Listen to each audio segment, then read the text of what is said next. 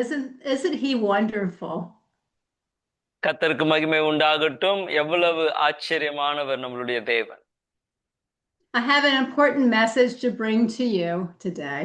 இந்த நாளிலே உங்களிடத்தில் கொண்டு வர ஒரு விசேஷித்த செய்தியை நான் வைத்திருக்கிறேன். The Lord is building his church. தேவன் தேவ சபையை கட்டி கொண்டிருக்கிறார். However, there are many believers who are building their own thing with their own opinions in their own ways. இந்த நாட்களிலே அநேகர் அவர்கள் விருப்பத்தின்படி அநேக காரியங்களை கட்டி எழுப்பி கொண்டிருக்கிறார்கள். They're not living in true communion and the power of the Spirit in their daily lives. ஆனாலும் அவளுடைய தினந்தோறும் வாழ்க்கையிலே தேவ ஆவியோடு கூட ஒரு நல்ல தொடர்பு இல்லாதவர்களாய் அவளுடைய வாழ்க்கை அமைந்திருக்கிறது. My heart is that all of us will allow the Lord to build his temple within each of us how he chooses. தேவன் எப்படி ஆலயத்தை கட்ட விரும்புகிறாரோ அப்படி செயல்பட நம்மை நாமே ஒப்பு கொடுக்க வேண்டும். Father God, we thank you for your presence within us. பரிசுத்த ஆவியானவரே, எங்களுக்குள் இருக்கிற உம்முடைய ஆவிக்காக நாங்கள் நன்றி செலுத்துகிறோம். And I pray for all who are watching to receive a massive revelation of the spiritual life we have available to us to walk in today. இந்த நாளிலே நாங்கள் நடக்க வேண்டிய வழியிலே நடக்க இதை கேட்கிற ஒவ்வொருவருக்கும் ஒரு விசேஷித்த வெளிப்பாடை கட்டளையிடும்படியாக ஜெபிக்கிறோம். I ask each person that you would help each person to experience your heart, your extravagant love for them. ஆண்டவரே, இந்த நாளிலே இந்த செய்தியை கேட்கிற ஒவ்வொருவருக்கும் ஆண்டவரே உம்முடைய விசேஷித்த அன்பை அவர்கள் புரிந்து கொள்வார்களாக. And that they would be able to walk in the power of your Holy Spirit. ஆண்டவரே, இந்த நாளிலே பரிசுத்த ஆவின் வல்லமையிலே அவர்கள் நடப்பார்களாக. Thank you, Lord. Amen. நன்றி இயேசுவே. When we read these next scriptures, God is talking to the people in the Old Testament about rebuilding the temple that was in ruins.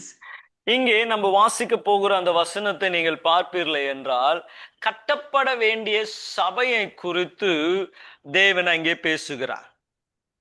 The temple was always a place where man meets with God. ஆலயம் என்று சொல்லும்போது தேவன் மனிதனை சந்திக்கிற ஒரு இடம். I want you to look at the temple being talked about as you being the temple.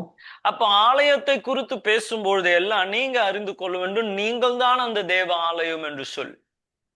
Today you are the temple that he wants to rebuild according to his pattern to meet with you. அவர் நீங்கள் ஆலயமாய் இருக்கிறபடினால் அவர் விரும்புகிற வண்ணமாய் உங்களுடைய ஆலயத்தை அவர் புதுப்பித்து கட்ட விரும்புகிறார். I ask you to check your hearts as I'm speaking to you from the word. தேவனுடைய வார்த்தையிலிருந்து நான் பேசுகிற வேளையிலேயே உங்கள் இருதயத்தை கூட நீங்கள் ஆராய்ந்து பாருங்க. I want to go to Haggai chapter 1. ஆகாய் 1ஆம் அதிகாரத்திற்கு திருப்பிக் கொள்ள நான் விரும்புகிறேன்.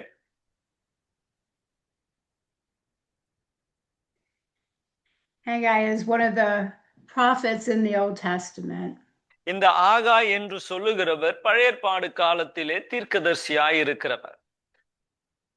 So I want to read chapter 1 verses 2 through 8. அதிலே 3ஆம் வசனத்திலிருந்து 8ஆம் வசனம் வரைக்கும் நான் வாசிக்க விரும்புகிறேன். ஆனாலும் ஆகாய் என்னும் தீர்க்கதரிசியின் மூலமாக கர்த்தருடைய வார்த்தை உண்டாகி அவர் சொல்லுகிறது, இந்த வீடு பாழாய் கிடக்கும் பொழுது நீங்கள் மச்சு பாவப்பட்ட உங்கள் வீடுகளிலே குடியிருக்கும்படியான காலம் இதுவா? இப்பொழுது சேனைகளின் கர்த்தர் சொல்லுகிறார், உங்கள் வழிகளை சிந்தித்து பாருங்கள். நீங்கள் திரளாய் விதைத்தும் கொஞ்சமாய் அறுத்து கொண்டு வருகிறீர்கள். நீங்கள் புசித்தும் திருப்தியாகவில்லை, குடித்தும் பரிபூர்ணம் அடையவும் இல்லை. நீங்கள் வஸ்திரம் உடுத்தியும் ஒருவனுக்கும் குளிர் விடவும் இல்லை. கூலியை சம்பாதிக்கிறவன் பொத்தலான பையிலே போடுகிறவனாய் அதை சம்பாதிக்கிறான். உங்கள் வழிகளை சிந்தித்து பாருங்கள் என்று சேனைகளின் கர்த்தர் சொல்லுகிறார். நீங்கள் மலையின் மேல் ஏறி மரங்களை வெட்டி கொண்டு வந்து ஆலயத்தை கட்டுங்கள், அதன் பேரிலே நான் பிரியமாய் இருப்பேன், அதனால் என் மகிமை விளங்கும் என்று கர்த்தர் சொல்லுகிறார். ஆமென். The people just wanted to sit in their houses while the house of God, the temple, was in ruins. நாம் பார்க்கிறோம், தேவனுடைய ஆலயம் பாழாய் கிடக்கும் பொழுது அவன் தன் தன் வீட்டிலே சுகமாய் வாழ்ந்து கொண்டு இருக்கிறார்கள். He told them to consider their ways and be intentional about the path that they choose. அப்போ அவங்க எந்த வழியை நடந்து போக தீர்மானிக்கிறார்கள் என்பதை கவனித்து பார்க்க கர்த்தர் சொல்லுகிறார். Turn to chapter 2 and we'll read verses 3 to 9. அதிலே 2ஆம் அதிகாரம் 3லிருந்து 9ஆம் வசனம் வரைக்கும் வாசிக்கும் பொழுது, இந்த ஆலயத்தின் முந்தின மகிமையை கண்டவர்களில் உங்களிலே மீதியாய் இருக்கிறவர்கள் யார்? இப்பொழுது உங்களுக்கு இப்படி காண்கிறது, அதற்கு இது உங்கள் பார்வைக்கு ஒன்றுமில்லாததை போல காண்கிறது அல்லவா? ஆனாலும் செருபபேலே, நீ திடன்கொள் என்று கர்த்தர் சொல்லுகிறார். யோத்த சத்தையின் குமாரனாகிய யோசுவா என்னும் பிரதான ஆசாரியன், நீ திடன்கொள், தேசத்தின் எல்லா ஜனங்களே நீங்கள் திடன் கொள்ளுங்கள், வேலை நடத்துங்கள் என்று கர்த்தர் சொல்கிறார். நான் உங்களுடனே இருக்கிறேன் என்று சேனைகளின் கர்த்தர் சொல்லுகிறார். நீங்கள் எகிப்தில் இருந்து புறப்படுகிற பொழுது நான் உங்களோடு கூட உடன்படிக்கை பண்ணின வார்த்தையின்படியே என் ஆவியை உங்கள் நடுவிலே நிலை கொண்டு இருப்பார். பயப்படாதீங்கள், சேனைகளின் கர்த்தர் சொல்கிறார், கொஞ்ச காலத்திற்குள்ளே இன்னும் ஒரு தரம் நான் வானத்தையும் பூமியும் சமுத்திரத்தையும் வெட்டாந்தரங்களையும் அசைய பண்ணுவேன், சகல ஜாதிகளையும் அசைய பண்ணுவேன். சகல ஜாதிகள் விரும்பப்பட்டவர்கள் வருவார், ஜாதிகளிலும் விரும்பப்பட்டவர் வருவார். இந்த ஆலயத்தின் மகிமையினால் நிரம்ப பண்ணுவேன் என்று சேனைகளின் கர்த்தர் சொல்லுகிறார். வெள்ளி என்னுடையது, பொன் என்னுடையது என்று சேனைகளின் கர்த்தர் சொல்லுகிறார். முந்திய ஆலயத்தின் மகிமையை பார்க்கிலும் இந்த பிந்தின ஆலயத்தின் மகிமை பெரிதா இருக்கும் என்று சேனைகளின் கர்த்தர் சொல்லுகிறார். இவ்விடத்திலே சமாதானத்தை கட்டளிடுவேன் என்று சேனைகளின் கர்த்தர் உரைக்கிறார் என்று சொல் என்றார். ஆமென். So God was commenting on how the original temple used to be glorious. அப்ப தேவன் அவளுக்கு சொல்லுகிறாங்க, முதல்ல அந்த ஆலயம் எவ்வளவு மகிமையா இருந்தது என்று சொல்லி. He told them to be strong and courageous. அவர் தொடர்ந்து சொல்லுகிற, நீங்கள் பலம் கொண்டு திடமனதாய் இருங்க. He is keeping the covenant he made with them when they came out of Egypt. எகிப்திலே இருந்து வரும்போது உங்களுக்கு நான் பண்ணின உடன்படிக்கையிலே நான் உண்மை உள்ளவனாய் இருக்கிறேன். His spirit was still present with them and he tells them to be fearless. அப்போ அவர் சொல்லுகிறார், என்னுடைய ஆவி இப்பொழுது உங்க கூட தான் தங்கி இருக்கு, அதனால நீங்க பயப்படாம இருங்க. God is prophesying that he is going to shake the nations and he will fill his temple with glory. அவர் சொல்லுகிறார், நான் தேசங்களை அசைத்து ஆலயத்தை தேவ மகிமையினால் நான் நிரப்ப போகிறேன் என்று கர்த்தர் சொல்லுகிறார். He was looking forward to us being his temple where we meet him face to face. அப்ப அவரை முகமுகமாய் பார்க்கக்கூடிய அந்த ஆலயத்திலே அவர் இருப்பார் என்று அவர் சொல்லுகிறார். You are now the temple of God. இப்போ நீங்க அறிய வேண்டிய காரியம், நீங்களே அந்த தேவனுடைய ஆலயம். You are the house that God is building. தேவன் கட்டி எழுப்புகிற அந்த ஆலயம் நீங்கள் தான். Jesus is building his church. இயேசு அவருடைய சபையை கட்டுகிறார். And he's not talking about a brick building, but about you individually and us corporately. ஏதோ கல்லினால் கட்டப்பட்ட ஒரு வீட்டை அல்ல, உங்களை கட்டி எழுப்புகிறது. நம்ம கூட்டமாய் நம்ம ஒவ்வொருவரையும் கட்டி எழுப்புவதுதான் அவருடைய நோக்கம். He wants to build his temple within us, one that he designs, not us.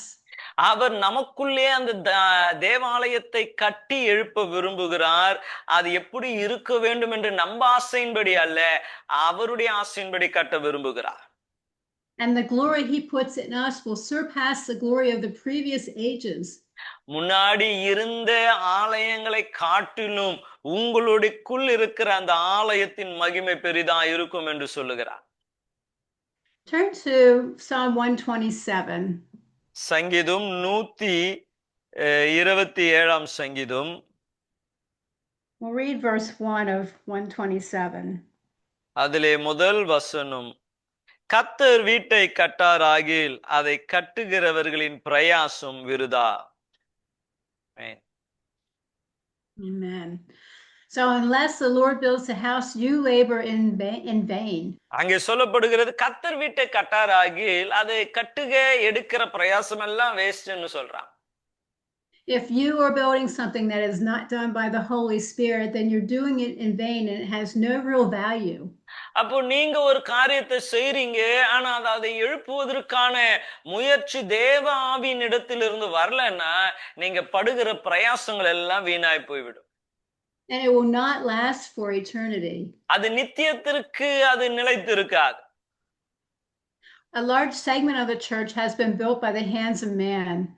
அநேக ஆலயங்கள் மனுஷனுடைய கை வேலைகளாய் இருக்கிறது.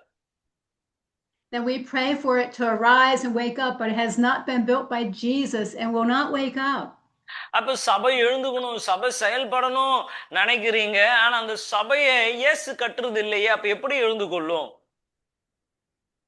Many people have made themselves houses with their own traditions and desires and their own opinions on how we want it. அநேக தங்களுடைய வீட்டை கூட அவங்களுடைய கலாச்சாரத்தின்படி அவங்களுடைய பழக்க வழக்கங்களின்படி தான் கட்டி எழுப்பி கொண்டு இருக்கிறீங்க. Many of our temples are in ruins because we are doing things in our own ways and our own strength. நிறைய ஆலயங்கள் பாழாய் போயிருக்க காரணம் என்ன தெரியுங்களா? நம்மளுடைய சுய ஆசைகள் இச்சையின்படி அதை கட்டி எழுப்பி இருக்கிறதுனாலதான். God is saying through Haggai that many people think their private homes are more important than the restoration and renovation of the temple. அங்கே ஆகாய் தீர்க்கதரிசியின் மூலமாய் கர்த்தர் வெளிப்படுத்துகிற காரியம், அநேகருக்கு அவங்க தனிப்பட்ட வீடு நல்லா இருக்கணும், ஆனா கர்த்தருடைய வீட்டை குறித்து கவலை இல்லை. He wants us restored and renovated. The temple is within you. அவர் சொல்றாங்க, உங்களுக்குள் இருக்கிற அந்த ஆலயம் நீங்கள் புதுப்பிக்க வேண்டும் என்று சொல்லி. Haggai tells us what the Lord says. You have sown much and bring in little. அவரு அங்க சொல்றாருப்பாங்க, நிறைய நீங்க வேலை செய்றீங்க, ஆனா கொஞ்சம் தான் எடுத்துன்னு வரீங்க. In other words, you're trying to do these things yourself and you'll never get the results that God desires for you.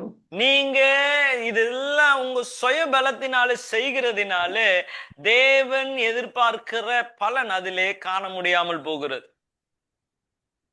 You're more concerned about yourselves than about God and his kingdom and what he wants. தேவனுக்கு என்ன பிடிக்கும், தேவன் என்ன செய்ய விரும்புகிறார் என்பதை குறித்து கவலை இல்லை. உங்களுடைய சுய இச்சைகள், உங்க ஆசைகள் தான் உங்களுக்கு முக்கியமா இருக்கு.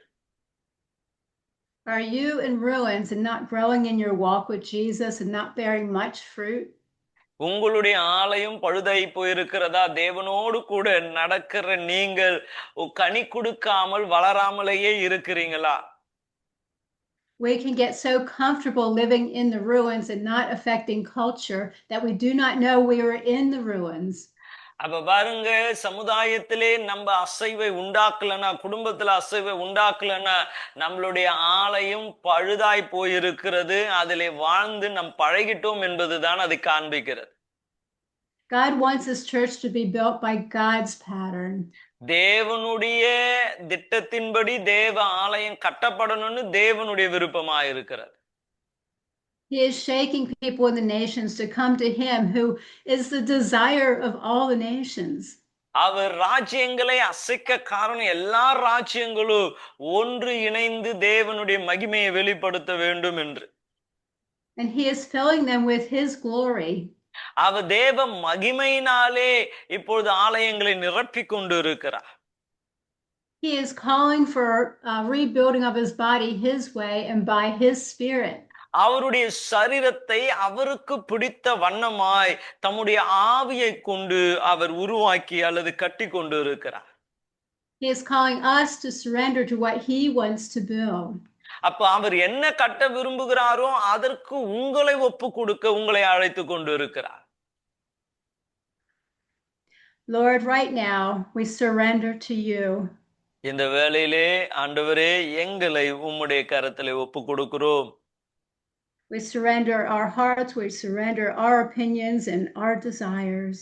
ஆண்டவரே எங்க ஆசைகள், எங்களுடைய எண்ணங்கள், எங்களுடைய ஆண்டவரே ஆலோசனைகளை உம்முடைய கரத்தில் ஒப்பு கொடுக்கிறோம். We give our attention to you and not ourselves. ஆண்டவரே கவனத்தை எங்கள் மேலே வைத்துக் கொள்ளாமல் கவனங்களை உங்கள் மேலே நாங்கள் வைக்கிறோம். We humble ourselves and repent by turning our hearts to you, the glorious King. ஆண்டவரே எங்களை தாழ்த்தி ஆண்டவரே மகிமையான ராஜாவினுடைய கரத்திலே எங்களை ஒப்பு கொடுக்கிறோம். We want to be filled with your love, your presence and your glory. ஆண்டவரே உம்முடைய பிரசன்னம் உம்முடைய மகிமையினால் எங்களை நிரப்பும்படி ஜெபிக்கிறோம். We want you to build the temple you are making us. ஆண்டவரே நீர் விரும்புகிற வண்ணமாய் எங்களுடைய ஆலயத்தை நீர் கட்டி எழுப்பும் அப்பா. Thank you, Jesus. Amen. நன்றி இயேசுவே. ஆமென். Amen. The glory of the latter days will be greater than the former. அங்கு வேதம் சொல்லுகிறது கடந்த கால மகிமையை காட்டிலும் வரப்போகிற காலத்தின் மகிமை பெரிதாயிருக்கும் என்று சொல்லி. This is the last days and is about renewal, revival and outpouring. இந்த கடைசி காலத்திலே ஒரு புதிதான ஒரு ஊற்று அல்லது ஒரு புதிதான தேவனுடைய கிரியைகளை நாம் பார்க்க போகிறோம். God is talking about a last days people in church that are victorious, who transform communities and bring love, joy, and peace to the culture around us. தேவன் சொல்லுகிற காரியம் இந்த கடைசி நாட்களிலே நாம் வாழ்ந்து கொண்டிருக்கிற சமுதாயத்திலே சந்தோஷத்தையும் ரட்சிப்பையும் தேவ மகிமையும் கொண்டு வருகிறவர்களாய் கர்த்தர் நம்மை மாற்ற போகிறார். Jesus is building his church, a living church that flows with his spirit with what he is doing. பாருங்க, தேவன் கட்டுகிற அந்த ஆலயத்திலே தேவ ஆவியானவர் நிரம்பி இருக்க போகிறார். Your destiny is from a higher realm. உங்களுடைய நோக்கம், உங்களுடைய எதிர்காலம் அது உயரமானதாய் இருக்கிறது. We're called to higher places of authority, higher places of influence beyond where we are currently. இப்பொழுது இருக்கிற காட்டிலும் உயரமான இடத்தின் அதிகாரங்கள், உயரமான இடங்களிலே ஏறி இருக்கிற ஒரு பிரசன்னத்தை கர்த்தர் கொடுக்க போகிறார். This is on our knees in worship, at work, in the community, and in the world around us. அப்ப நம்ம இருக்கிற அந்த உலகத்திலே நம்ம முழங்காலை மடக்கி கர்த்தரை மகிமைப்படுத்தி துதிக்கிற ஒரு காலம் வரப்போகிறது. We cannot do this. இது நம்மளுடைய சுய பலத்தினாலே நம்மால் செய்ய முடியாது. God is going to do it first in us and then through us. முதலாவது நமக்குள்ளே அவர் கிரியை செய்வார், பின்பு நம்மை கொண்டு அவர் கிரியை செய்வார். Expect more and see the possibilities. அப்ப தேவனிடத்திலே இருந்து அதிகமா எதிர்பாருங்க என்று நான் உங்களை உற்சாகப்படுத்த விரும்புகிறேன். Do you want to have an outpouring of his presence? தேவனுடைய ஒரு நிறைவான அபிஷேகத்தை நீங்கள் எதிர்பார்க்கிறீர்களா? Do you want supernatural miracles, signs and wonders where lives are being changed and transformed? இயற்கைக்கு அப்பாற்பட்ட தேவனுடைய செயல்களும் வாழ்க்கைகள் மாறுகிறதையும் பார்க்க விரும்புகிறீர்களா? We need Holy Spirit empowerment that gives us supernatural abilities. அப்ப அப்படிப்பட்டவைகளை செய்ய பரிசுத்த ஆவியின் வல்லமை நமக்கு அவசியம். We must live life in the power of the Holy Spirit. நம்மளுடைய வாழ்க்கையை பரிசுத்த ஆவியின் வல்லமையிலே நாம் வாழ வேண்டும். Jesus is calling for an awakening or revival of God's people to be who he calls them to be. தேவன் ஜனங்கள் எப்படி இருக்க வேண்டும் என்று விரும்புகிறாரோ அப்படி வாழ அழைத்து கொண்டு இருக்கிறார். Which is born again of the Spirit for relationship with him. அப்ப நம்ம ஆவிலே அவரோடு கூட உறவு உடையவர்களாய் காணப்பட வேண்டும். Have you accepted Jesus but have not been born again of the Spirit? நீங்க இயேசுவை ஏற்றுக்கொண்டு ஆனாலும் இன்னும் ஆவிலே மறுபிறப்பு அடையாதவர்களாய் இருப்பீர்கள் என்றார். Have you accepted Jesus but have never been awakened by the Holy Spirit to live spiritual life that God has given you? இயேசுவை ஏற்றுக்கொண்டும் இன்னும் ஆவிலே உயிர் அடையாதவர்களாய் தேவன் உங்களை அழைத்த நோக்கம் என்ன என்று தெரியாமல் இருக்கிறீர்களா? You can also pray in tongues, but not be fully baptized in the Spirit, nor awakened by the Spirit to live spiritually with God. நீங்க அந்நிய பாஷை பேசி கூட இன்னும் ஆவிலே உயிர் அடையாதவர்களாய் தேவனுடைய நோக்கம் என்ன என்று அறியாதவர்களாக கூட இருக்கலாம். We cannot live our lives with just natural thinking. We must be in tune with the Holy Spirit. நம்மளுடைய மாம்சத்திலே யோசிக்காம ஆவியின்படி நம்மளுடைய சிந்தனை காணப்பட வேண்டும். God wants this latter glory to fill you. இந்த நாட்களில் இருக்கிற அந்த கடைசி கால மகிமையில் நீங்கள் நிரப்பப்பட்டு இருக்க வேண்டும் என்று கர்த்தர் விரும்புகிறார். We must become in tune with Father God and His Spirit within us. பிதாவாகிய தேவனிடத்திலே ஆவியினால் நிறையப்பட்டவர்களாய் நாம் சேர வேண்டும். It starts with having a heart-to-heart relationship with the Father. அப்ப தேவனோடு கூட இருதயமும் அது சேர்ந்ததாய் காணப்பட வேண்டும். Turn to Ezekiel chapter 36. எசேக்கியேல் 36ஆம் அதிகாரத்திற்கு திருப்பிக் கொள்வோமே என்றால் Chapter 36, and we want to read verse 26. அதிலே 26ஆம் வசனம். உங்களுக்கு நவமான இருதயத்தை கொடுத்து உங்கள் உள்ளத்திலே புதிதான ஆவியை கட்டளையிட்டு கல்லான இருதயத்தை உங்கள் மாம்சத்திலிருந்து எடுத்து போட்டு சதையான இருதயத்தை உங்களுக்கு கொடுப்பேன். ஆமென். Even in the Old Testament, God gave the Israelites a new heart and a new spirit. அங்கே நாம் பார்க்கிறோம் பழைய ஏற்பாடு காலத்திலேயே புதிய ஆவியையும் புதிய இருதயத்தையும் கர்த்தர் கொடுத்தார். Today, from what Jesus accomplished on the cross, He put a new heart and a new spirit in us to awaken to a spirit-led life. பாருங்க, இந்த நாட்களிலே கூட இயேசு என்ன செய்தார் என்றால் அவர் நம்மளுடைய ஆவியை அவர் உயிர்ப்பித்து புதிய இருதயத்தையும் புதிய ஆவியும் நமக்குள்ளே கட்டளையிட்டு இருக்கிறார். We are born again from the Holy Spirit to have a personal and intimate relationship with God. அப்ப நம்ம மறுபிறப்பு அடைந்ததுக்கு காரணம் என்னவென்றால் பரிசுத்த ஆவியானவராலே தேவனோடு கூட ஒரு நல்ல ஐக்கியத்தை வைத்துக் கொள்ளும்படியாய். This is not only for salvation and eternal life, but also for living with and in the Spirit every day. இது தேவனோடு கூட ஒவ்வொரு நாளும் ஐக்கியம் வைத்தவர்களாய் நாம் வாழ வேண்டும் என்பதற்காக. It is the Holy Spirit who dwells in you and reveals the heart of Father God. பாருங்க, பரிசுத்த ஆவியானவர் உங்களுக்குள்ளே வாசம் பண்ணுகிற அவர் பிதாவினுடைய இருதயத்தை உங்களுக்கு வெளிப்படுத்துவார். God is love and He loves you. தேவன் அன்பாய் இருக்கிறார், அவர் உங்களை அளவுக்கு அதிகமாய் நேசிக்கிறார்.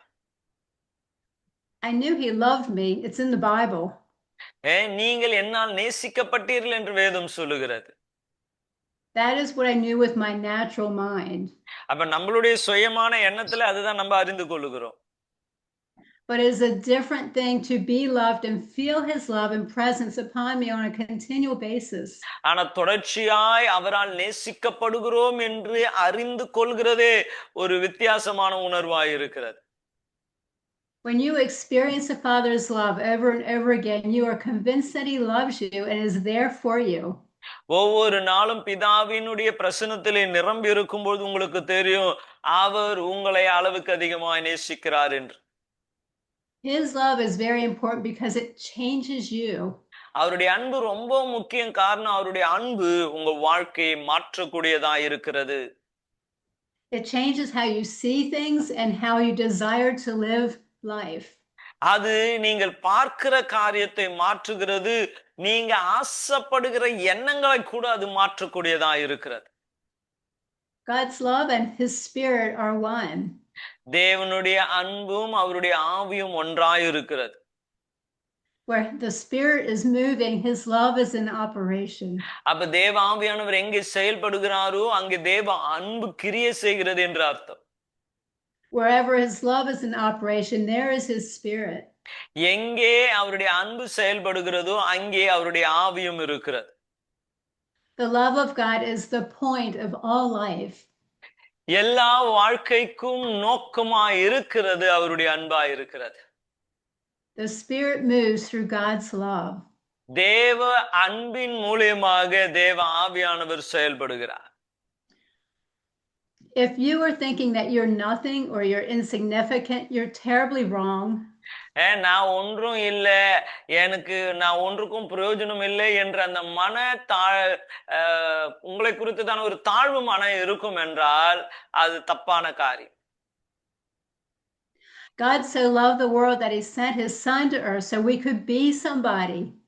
தேவன் அவருடைய ஆவியை அனுப்பினதற்கு காரணம் நீங்கள் வேறு பெற்றவர்களாய் இருக்க வேண்டும் என்று சொல்லி. To be a redeemed people as his beloved sons and daughters. நீங்க அவரால் நேசிக்கப்படுகிற பிள்ளைகளாய் இருக்க, சகோதர சகோதரிகளாய் இருக்க வேண்டும் என்று அவர் விரும்புகிறார்.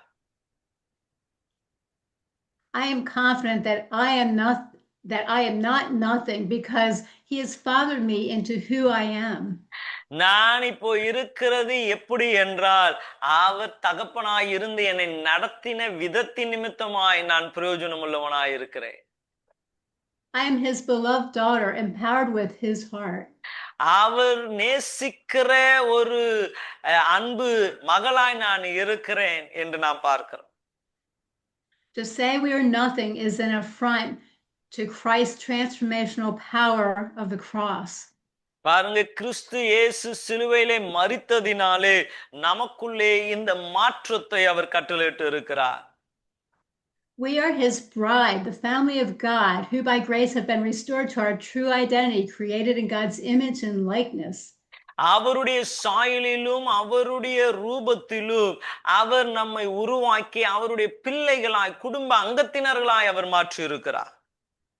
Christ is in you, and there is an expectation of his glory filling you and manifesting through you. கிறிஸ்து உங்களுக்குள்ளே இருக்கிறதினாலே அவருடைய மகிமை உங்களிலும் உங்களை கொண்டு அநேகரிலும் அது வெளிப்படும். God wants to awaken you to the reality of his presence and his love for you. அவருடைய பிரசன்னத்தின் நிஜத்தை அறியத்தக்கதாய் உங்களை உயிர்ப்பிக்க அவர் விரும்புகிறார். He wants you to come alive by his spirit and live in a vibrant relationship with him. அவருடைய ஆவினாலே உயிர்ப்பிக்கப்பட்டவர்களாய் நீங்கள் யார் என்று அறிந்து கொள்ள அவர் விரும்புகிறார்.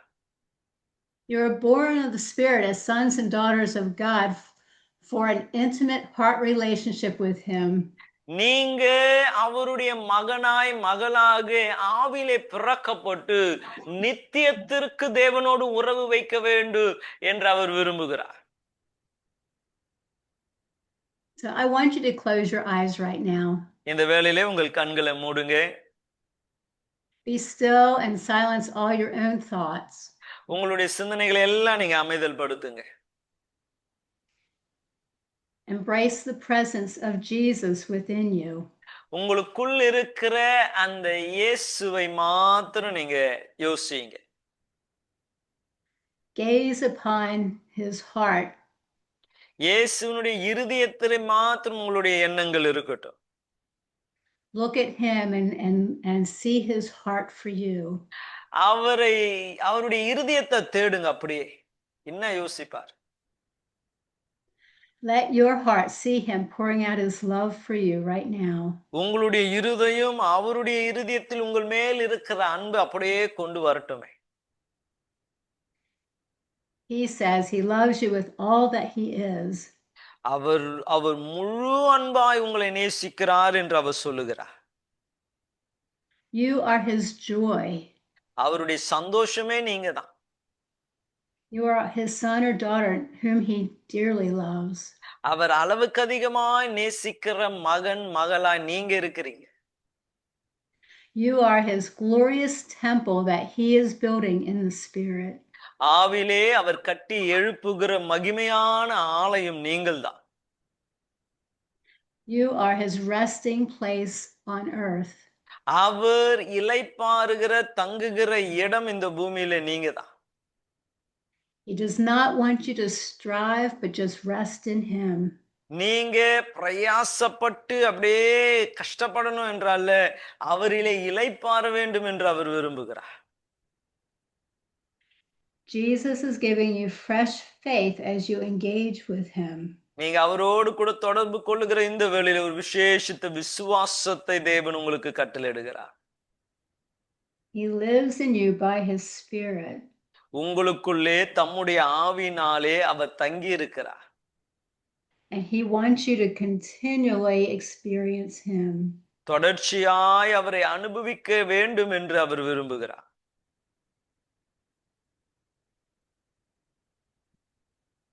Let him exchange your incorrect thoughts with his truth. நீங்க உங்களுக்குள் இருக்கிற பழுதான எண்ணங்களை அவருடைய சத்தியத்திலே மாற்றிக்கொள்ளுங்க. He has beautiful thoughts about you. அவருக்கு உங்களை குறித்து அழகான எண்ணங்கள் இருக்கிறது. Jesus wants to overwhelm you with his presence and power for your everyday life. ஒவ்வொரு நாளும் அவருடைய பிரசன்னத்தினால் நிரப்பி அவருடைய வல்லமையை வெளிப்படுத்த வேண்டும் என்று விரும்புகிறார். And he wants you to be able to walk in the power of his spirit. அவருடைய ஆவின் வல்லமையிலே நீங்கள் நடக்க வேண்டும் என்பது அவருடைய விருப்பம். Learn to abide in this place with him. அவரோடு கூட தங்கி இருக்க கற்றுக்கொள்ளுங்க. Thank you, Jesus, that we have such tremendous value in your heart that you made us one with you. ஆண்டவரே, உம்மோடு கூட பிறக்கக்கூடிய ஒரு பெரிய மதிப்பை கனத்தை எங்களுக்கு நீர் கட்டளையிட்டு இருக்கிறபடியால் நன்றி. The same glory you had with the fathers, the same unlimited glory you put in each of us.